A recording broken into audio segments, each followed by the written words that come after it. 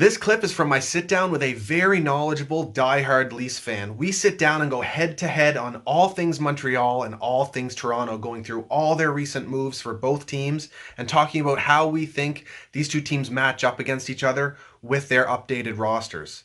This video is brought to you by High Button Sports, Atlantic Canada's leading sports entertainment company, with a podcast, mic'd up videos, live streaming, and much more. Make sure to check them out at hightbuttonsports.ca. So my kind of view on I think the Leafs had a great offseason, about as good as it could have been in terms of the position they came into this offseason in. Yeah.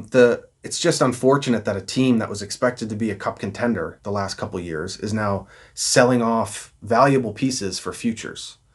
Now, do they adjust with the futures they, acquired? And they did make some signings to replace some of the offense. So you think about Johnsson leaving, 20 goal scorer, Kapanen leaving, 20 goal scorer. 40 goals there. Then we talked about Barry's offense off the back end. So have they improved or have they stayed the same? Well, we all know how, as Leafs fans, we thought Andres Johansson, like I said, 20 goal scorer, good player. Johansson only played 43 games last year. So him walking, it's like we kind of knew. I think what Leafs fans know is Mikheyev, until he cut his wrist there last year, cut the he was a beast, and he's a big body too, right? So but he's unsigned right now. No, and I think I seen a report today that he'll be between 1 and 1 point. I think it was 1.5 in arbitration. Makes sense because there's no argument. The arbitrator makes what it is, and that's what you get signed.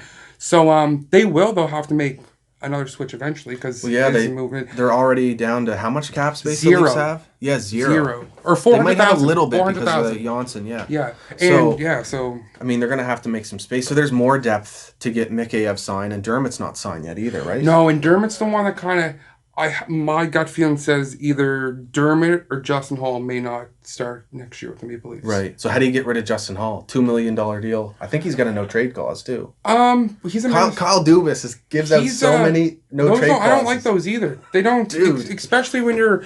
But I don't know. I think Justin Hall is a guy that you could probably have no problem.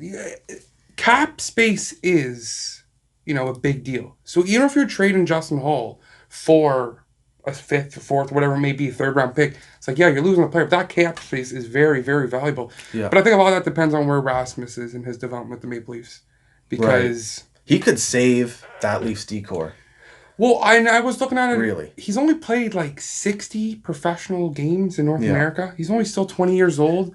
So he might be one of those guys, like you said earlier, like you don't want them to be the whipping boys and all that. He might be kind of just shelter and tuck him away. Right? Yeah, right. We'll see what this Letnin guy does. I mean, Sandin, his AHL numbers offensively are incredible, almost record breaking. Yeah. It's like the list of players that have done what he did at a young age, right? Yes. Is You actually showed me that because I didn't realize how good of a prospect Sandin was. You got to think his offensive game flourishes, over the next 1 to 2 years. He's a great puck mover. Already last year, the few games played for Maple Leafs, he can move the puck very, very nicely. So what about defensively? Well, that's my thing. Like, that's what I was getting to earlier. Like, if he's another guy that's going to come up and be more like an offensive guy, a wheel and deal type of guy, maybe move Travis Dermott then. Right. Because Dermott's the same player. Maybe keep Justin Hall because he's more of a stay-at-home, bigger body. And he's a right shot. Yes, win some puck battles, which the Leafs desperately need. Yeah. Travis Dermott has just been plagued by the injury there, his shoulder injury last year, coming back, not getting the whole year. And I think that kid has so much skill. I don't know if it's smart, just needs more experience, what it may be. But maybe he might be the guy now we talk it out. Right. Where you have Rasmus come up, you have Mo. Yeah. Maybe he's the guy that's... Yeah. The thing with defensemen is they take so much time to develop, right? And you don't know when they're going to reach that level and stay there, you know? And he hit, I wouldn't say a home run because, it was Lou's guy and Lou's made Zaitsev, I think it was 6 years he gave him after so many games in the NHL. But Leafs have had kind of success in finding these guys in Europe that have been undrafted, bringing them over here, making somewhat of an impact, right? Yeah. So hopefully that Lightning defenseman, that guy can come over and make an impact. Right. So tell me, are the Leafs? Do you feel like the Leafs roster is better this year? Do you feel are they gonna? What's your outlook for where they're gonna head? I think they're going to be better than they are last year, just for the simple fact. Morgan Rielly missed 35 games last year. Right. That's a lot of change, especially for a team that's just slim at defenseman And then you chuck in Jake Muzzin missing 29 games. Yeah. I mean, those two were the only two legitimate. Yeah. And Muzzin's clearly your best defensive defenseman. He has a little physicality, a little, intimidation. So losing those two for so many games last year, I think, was such a big loss. And a little bit there was together. Yeah. So, I mean, with those guys, that defense is in shambles. So running out with those two, so I think they will be better than last year. So if they're healthy, you get an upgrade. Yeah, and that streak, that point last year, the boys could not buy a win. Right. That was another one where hopefully some adversity, coaching change. And that's another thing. Yeah. I mean, we'll see. Now this is a whole lot of time now with Sheldon Keefe. He should know all his players now. Now they should know his system after a training camp. So that's another factor you could add into it. So I'm gonna.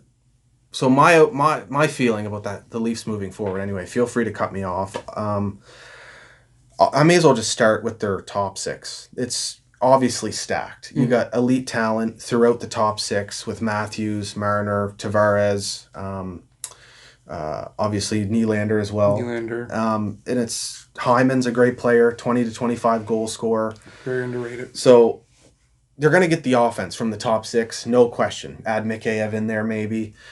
But after that, it gets a little questionable for me. And they have filled in some pieces, but I feel like the losses of Johnsson and Kapanen might be felt fairly hard in the bottom six.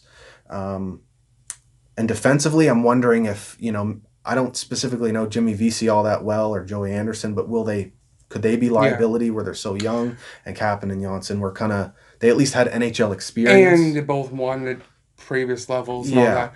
I think the biggest thing will be, not if the team succeeds and all that, but just for the bottom six will be what Nick Robertson does.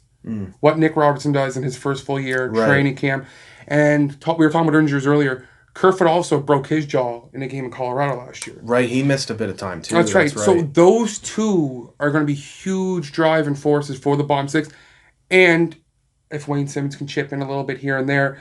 The fourth line, I think it would be like Engvall will be there, big body, Jason Spezza. So I don't think you expect too much from the fourth line. Just don't be a liability. Yeah. So those two are, if they're the bottom six, if those two can come in and pop in a little, 40 points, 50 points, whatever it may be, that would be a massive. Right. That'd be a massive help. Now,